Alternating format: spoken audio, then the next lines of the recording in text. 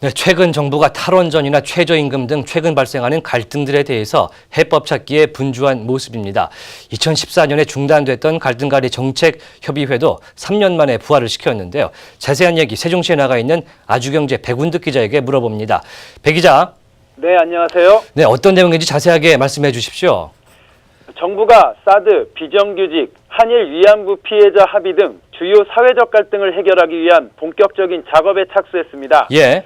이를 위해 지난 2014년 중단된 갈등관리 정책 협의회도 3년 만에 재가동시켰습니다. 정부가 주도적으로 관리하는 갈등 과제는 모두 25건인데요. 지난 8월 17일 갈등관리 정책협의회에서 선정했습니다.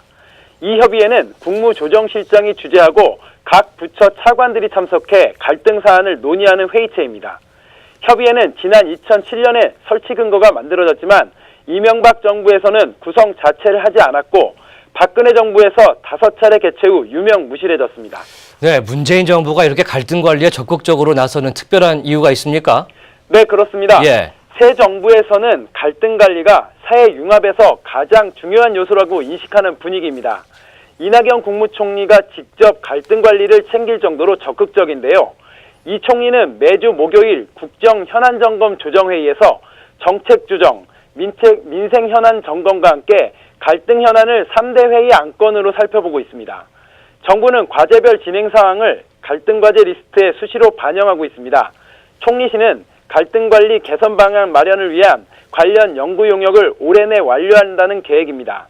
갈등 과제 리스트는 2015년부터 비공개로 전환됐다가 새 정부 들어 다시 공개로 전환됐습니다. 네, 이렇게 사회적 갈등에 대한 비용 문제도 심각하다고 들었습니다. 우리나라 어느 수준인가요?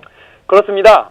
우리나라는 갈등 비용이 상당히 많이 발생하는 국가 중 하나입니다. 예. 이미 GDP의 27%를 갈등 관리 비용에 쓰고 있습니다. 삼성경제연구소에 따르면 우리나라는 모든 국민이 매년 900만 원씩을 사회적 갈등에 쓴다고 분석했습니다. 국가 전체로 따지면 무려 82조 원에서 최대 246조 원 규모입니다. 예. 한 해 국가 예산의 60%에 이르는 금액을 갈등 비용으로 낭비하고 있는 것입니다. 이처럼 사회적 갈등이 잠재 성장률과 더불어 경제 성장까지 방해하는 수준에 이르자 정부가 참여정부 시절 추진하던 갈등관리 시스템 부활에 나선 것입니다. 정부가 각종 사회적 갈등을 어떤 방식으로 풀어갈지 향후 행보에 귀추가 주목됩니다. 네, 지금까지 세종시에서 아주경제 백운득 기자였습니다.